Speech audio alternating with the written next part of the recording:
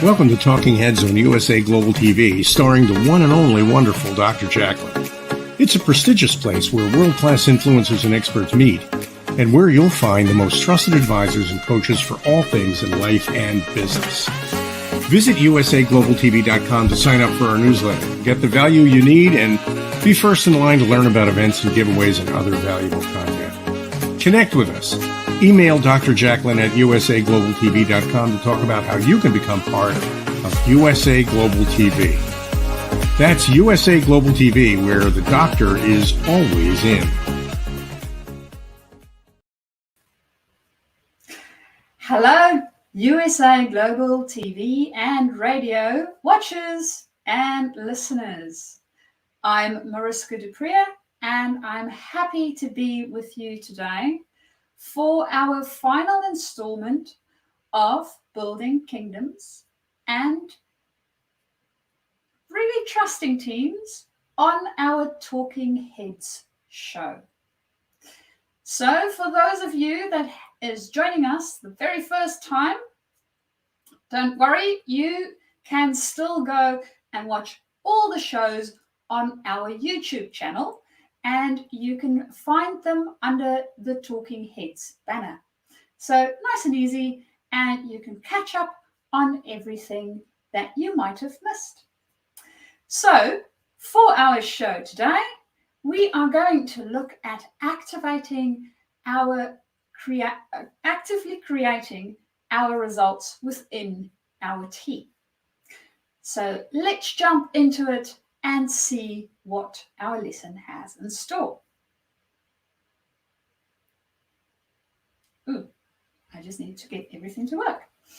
So thus far, we have found that we can sometimes go into starting to build teams. It feels like a little bit of a maze to get this thing right, and we might get stuck at some points and then find our way through. So hopefully within the lessons that we have discussed, you have discovered some of these little holes that you can utilize to help your team become a high-performing team. And of course, we are utilizing the model that is presented by Cioni, and we have worked through trust and conflict, commitment, accountability, and today we are looking at results. And do remember that even though it is in this pyramidic form, results is not necessarily the last thing that we look at. And these things don't necessarily come up in this specific order either. So in our teams, we might find that we get more than one of them that shows up at the same time. But we do need all these ingredients to make sure that we actually do have a high-performing team.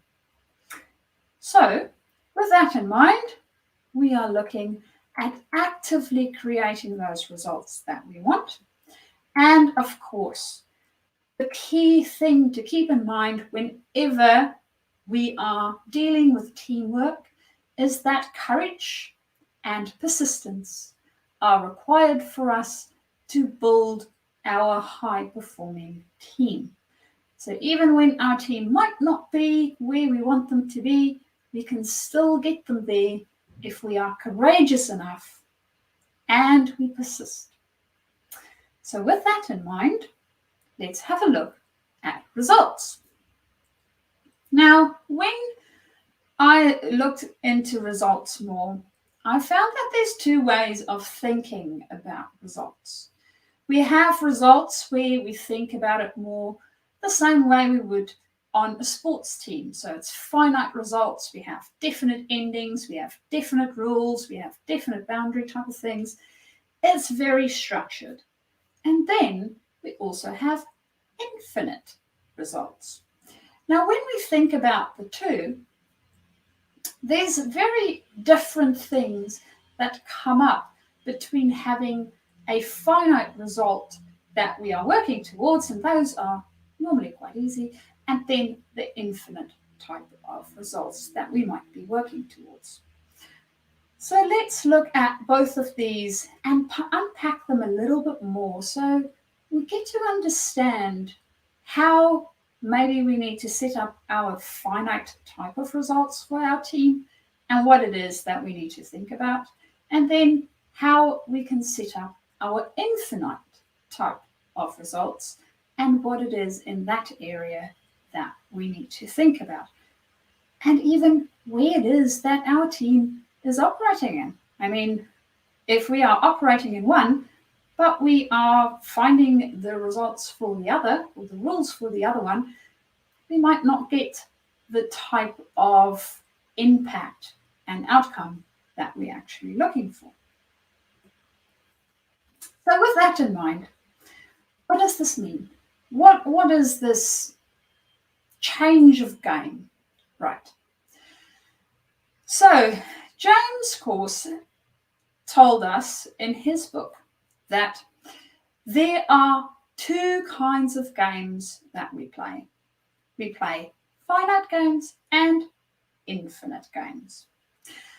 A finite game is played for the purpose of winning. An infinite game is for the purpose of continuing the game. Finite games are those instrumental activities. So if you think about sport or politics, wars, those type of things are finite, in which the participants obey rules, require boundaries, and announce winners and losers.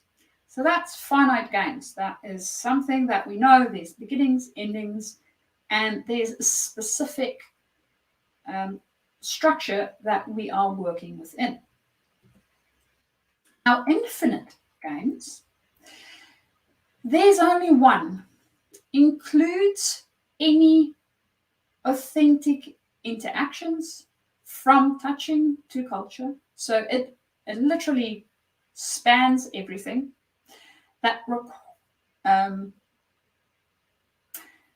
It changes the rules. So yeah, we don't have a set of rules that everybody plays towards. The rules can change. It plays with boundaries. So there's different boundaries that can move, right? And it exists solely for the purpose of continuing the game. It is not about the players. It is not about the rules. It is not about the environment. It is to continue the game that we are in. And taking this as our base, we will now look at what the results are that we can focus on each one of these that would change the way that we interact with our team and that our team interacts with their surroundings. So looking at a scoreboard. Now, normally when we have a game, we have a scoreboard, right? We need to keep track of it somehow.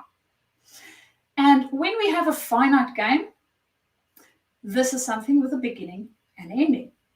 Now, thinking about finite games for our teams, how does that look, right? What would be a finite game for a team?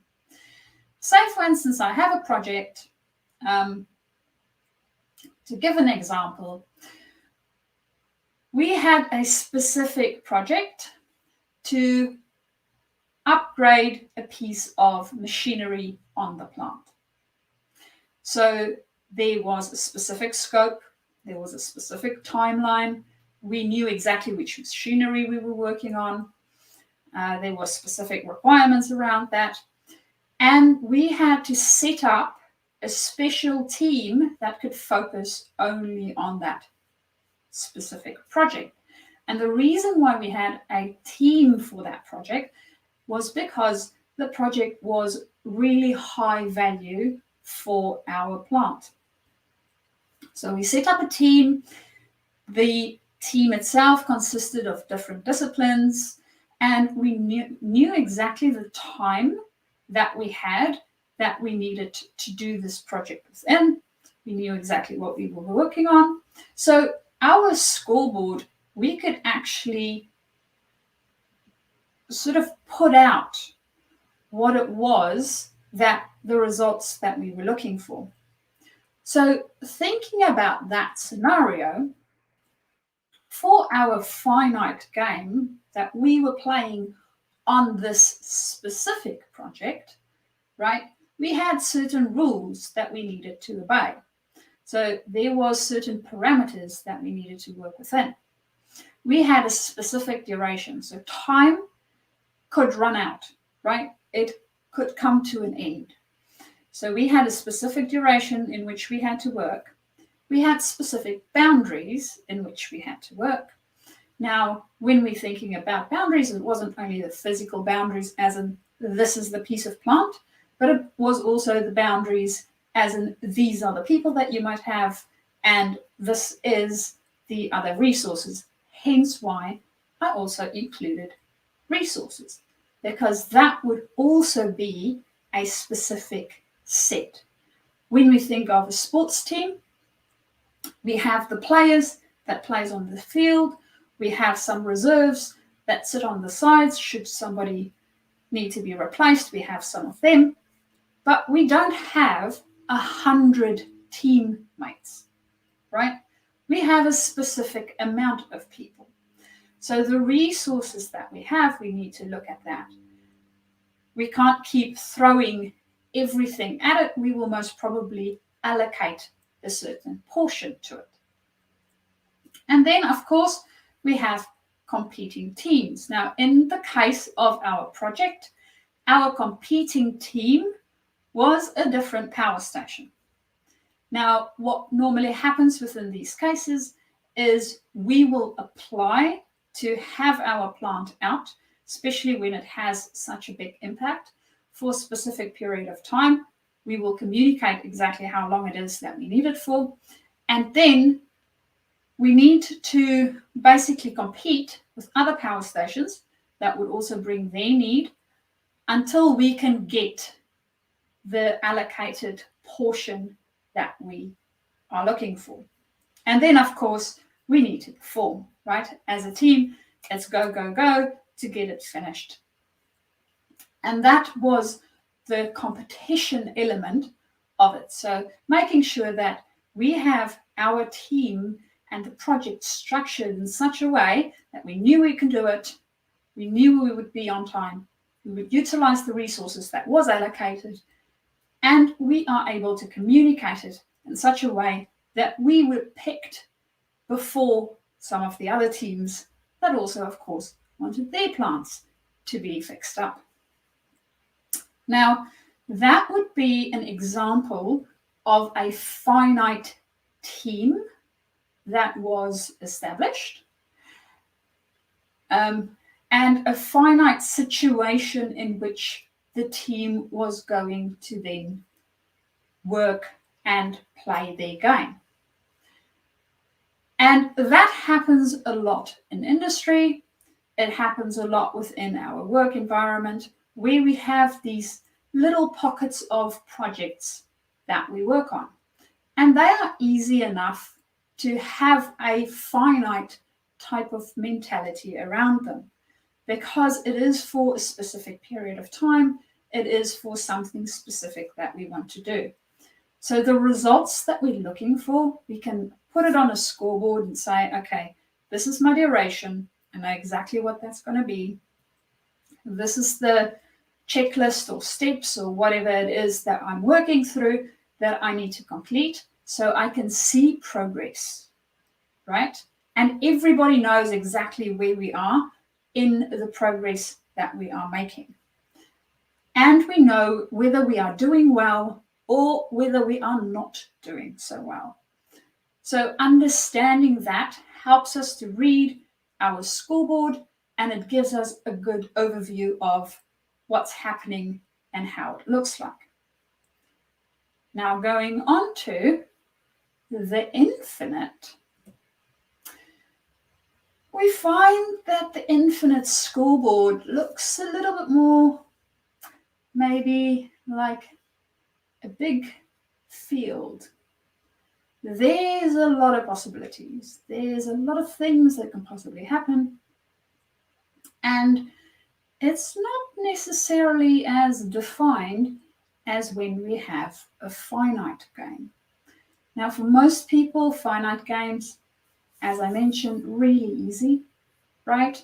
We get used to it from when we're very, very little. In school, we start with it.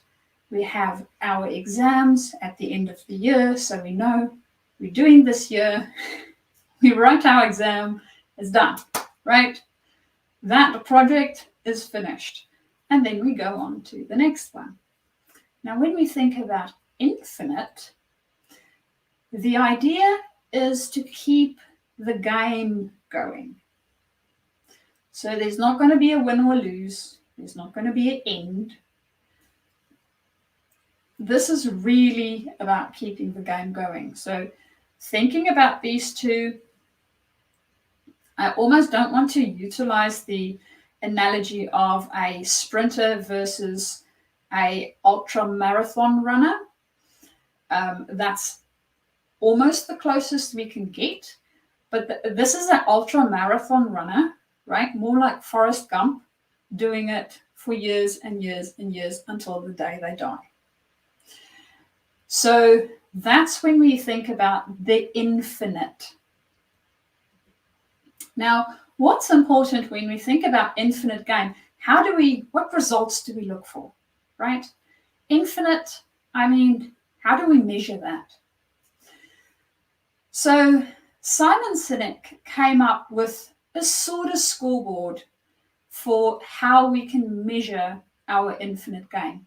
So the key elements that we need to consider on what it is that we need when we are playing an infinite game and not a finite game.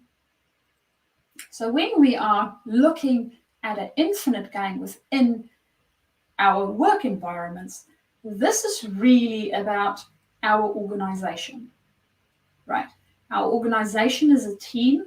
The teams within our organization as a department going forward, that would be more in the finite sort of solution. We don't have an operations team, right, that is going to start when the plant starts and, well, they will finish when the plant finishes, but we want to run this plant preferably for as long as we possibly can. Now, normally with mechanical things, such as the ones that I'm used to, you have the end of life cycle, right? So to give you an idea, for the power station where I worked, the original design life for that power station was 25 years. Now, 25 years, when we think about power stations, sounds like a very long time. That's actually not so long, but within that space, there's so much that changed in 25 years, right? So when it was brand new technology, when it got put in initially, 25 years later, it's really outdated and very old. So having a finite process for something that we actually want to be running for a lot longer, possibly, is a lot more tricky. So we need to think about our way we think about our business and our teams within that space. So let's go through the key elements to consider when thinking about an infinite game. So when we think about our business and wanting it to last and last and last as long as we possibly can, we think about just cause as a way of where we're going towards. So we don't have a definite result or definite end. So we need to have something that can stretch far into the future beyond us, right? Remember, with an infinite game, you will most probably have players that change. So I might start it, but my grandchildren's grandchildren might only end it if we have set it up right. We'll be able to go that far. There is a legacy sort of idea behind infinite games. So thinking about our just cause, something that can really propel us into a very, very distant future. And something that's worthwhile that we want to be working towards. Then, of course, we have trusting teams. Now, we looked at trusting teams in lesson number 2.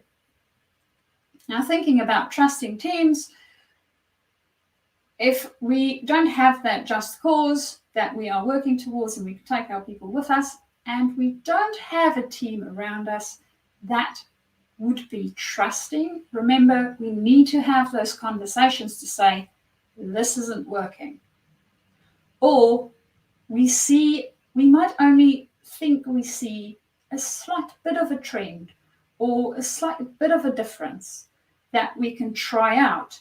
And when we base it in our just cause, some people might think we're mad when we are going to do that alteration within or that move within our business. But when it is covering our just cause, and that's why that one is so important, and we have a bunch of people around us that trust us, we can move towards it.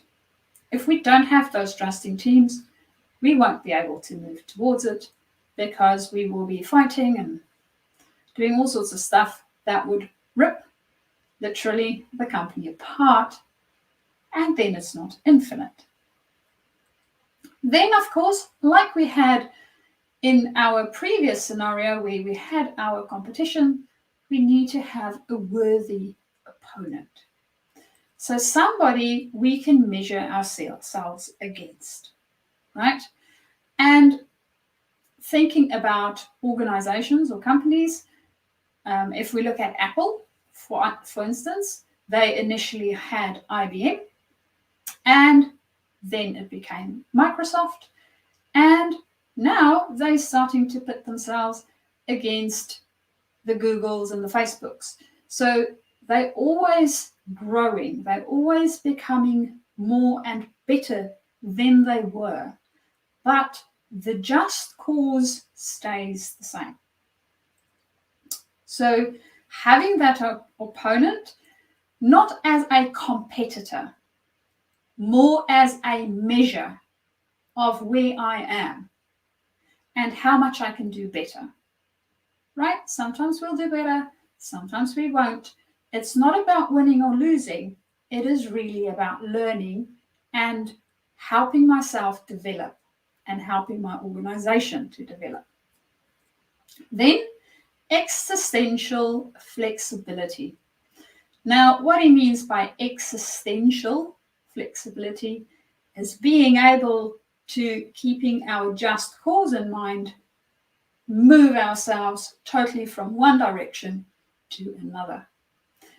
If that type of flexibility is what's going to take us to our just cause, then that is what is required. So being able to have that flexibility within the space that we operate in. And then, of course, and we started with this in the beginning, courage to lead. Remember, teamwork equals courage plus persistence. Courage. And this is not only for our leaders, it is also for our team. To be able to have the courage to step into those things. When we have a just cause, thinking about all the just causes that we had, that people came up with in the past, right? I think about Steve Jobs, putting it to the man. They're still doing that. They're still helping us to empower individuals. If it wasn't for his just cause, if it wasn't for his vision, we will not be able to have a handheld device that we can literally have our whole business on, right? He empowered individuals so much that each one of us can do the thing that we really want to be doing instead of looking at somebody else to say, hey, do you have the resources to help me do this? So having that just cause in mind when we're doing what we're doing is really, really important. And it's not an easy thing to step into. So courage is therefore really important when we think about how we want to continue the game that we are playing and really make that difference that we're setting up to make the difference for. Now, of course, we don't have to be visionaries. We don't have to think of our own just cause. We can follow somebody else's just cause and work towards that just cause, even if it is just a little bit.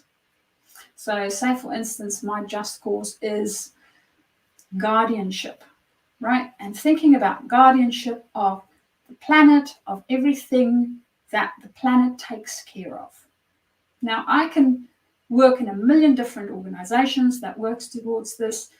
I can work in a million different organizations that doesn't necessarily work towards it specifically, but in the way they conduct business, they do.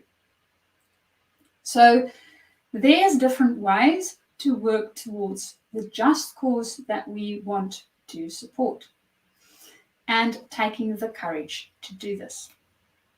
So this is how we sort of set up our results that we think of when we think of infinite gains. And we need to have those metrics. We need to be sure what it is that we are working towards. Otherwise, it becomes really, really difficult to work towards it, right? Thinking about our previous lessons on being a little bit more self-aware, we thought we came across the idea of intention and attention. Now, just cause will fall in the intention sort of category, and attention is those activities that we do working towards what we are intending to create. Remember, you create every day. Good and bad, it's all you. So courage and persistence. And that brings us to our very, very last slide for today, which is, in what game are you and your team finding yourselves at the moment? Right? Are you playing a finite game or an infinite game? What sort of team are you on? And both of them has their value and both of them are good. We just need to make sure that we are in the right one for the right, so it suits the purpose for what it is that we are trying to create. Now, knowing what game we are in, what type of results are you focusing on, and are they aligned with the game at hand?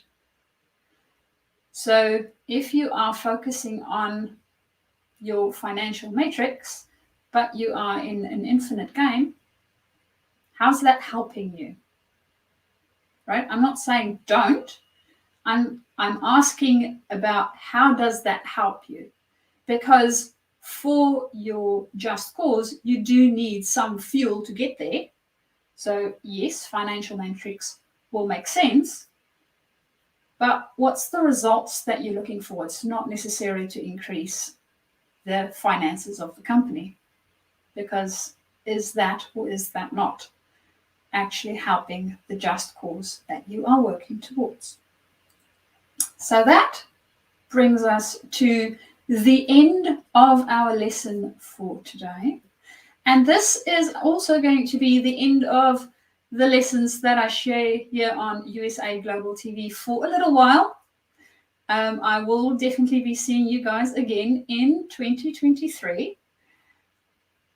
And if in the meantime you would like to connect or get hold of me, you are more than welcome to do so via my email address, which is mariska@journey2discover.com, or alternatively, connect with me on LinkedIn and drop a chat. I would love to get to know you better. And of course, discuss all these fun different things that we have shared on USA Global TV. And luckily, you won't miss me too long, I hope, because I am also joining the Women's Prerogative channel panel.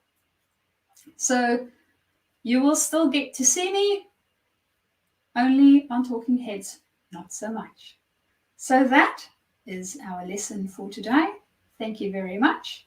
And I hope that you have a lovely rest of your day. And do remember, if there's any of the other lessons that you have missed, go to the YouTube channel and have a browse through our Talking Heads list.